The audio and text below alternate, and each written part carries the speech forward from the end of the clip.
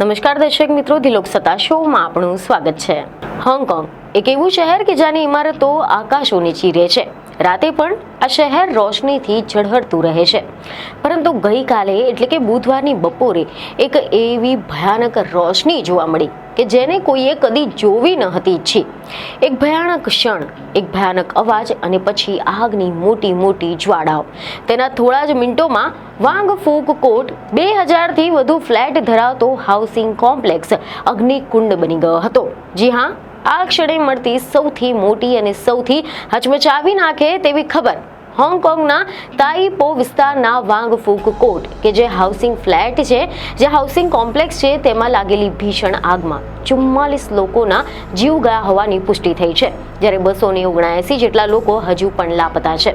આગ બુધવારે બપોરે 2:51 વાગે લાગી હોવાનું કહેવાઈ રહ્યું છે.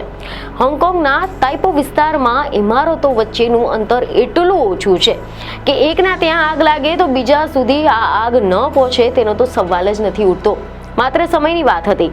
આ આગ માત્ર એક ઇમારતને ન હતી ભભૂકાવી, પરંતુ તેને તો આખી વસાહત, કેટલાય પરિવારો અને એક આખું શહેર હચમચાવી નાખ્યું છે. ધડાકા જેવો અવાજ સંભળાયા બાદ ફાયર વિભાગને તાત્કાલિક જાણ કરવામાં આવી હતી.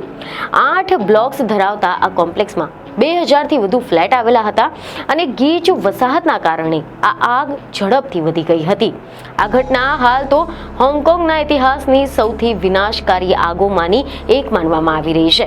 સમાચાર એવા સામે આવ્યા છે કે આગ બુધવારે બપોરે 2:51 વાગે લાગી હતી અને થોડી જ મિનિટોમાં આખું કોમ્પ્લેક્સ ધુમાડો અને જ્વાળાઓથી ભરાઈ ગયું હતું.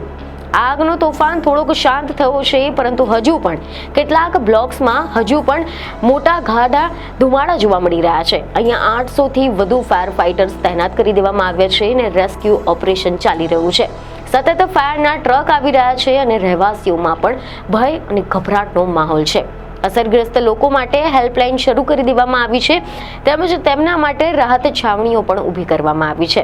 આ વિસ્તારમાં ટ્રાફિક જામની સ્થિતિ ન થાય તેના માટે ટ્રાફિકને ડાયવર્ટ કરવામાં આવ્યું છે, તેમજ અમુક બસ સેવા પણ રદ કરી દેવામાં આવી છે અથવા તો તેના રૂટ બદલી નાખવામાં આવ્યા છે.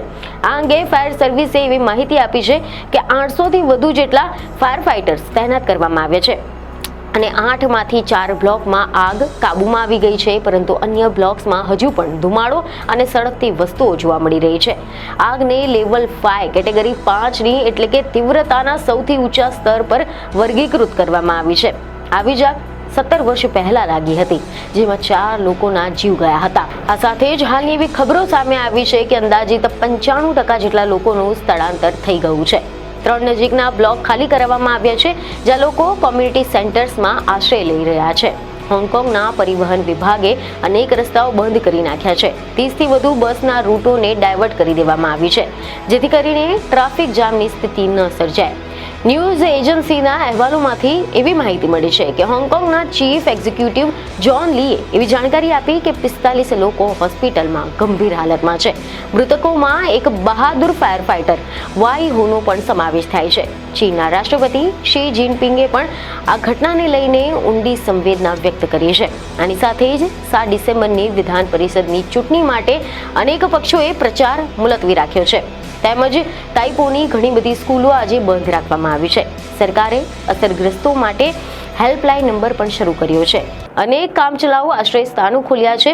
જો કે આગનું કારણ હજુ પણ તપાસ હેઠળ છે, પરંતુ મીડિયામાંથી કેટલાક અહેવાલ એવા સામે આવ્યા છે કે બાંધકામનું કામ ચાલી રહ્યું હતું ત્યારે આગ ફાટી નીકળી હોવાની આશંકા છે અને આ આશંકાના પગલે 3 જેટલા લોકોની ધરપકડ કરવામાં આવી છે, જેમાં 2 બાંધકામ કંપનીના ડાયરેક્ટર છે અને 1 એન્જિનિયરિંગ કન્સલ્ટન્ટ છે. પોલિસ્ટરીનના જે બોર્ડ અને વાંસના માળખા આગને ઝડપથી ફેલાવાનું મુખ્ય કારણ હોવાનું માનવામાં આવી રહ્યું છે.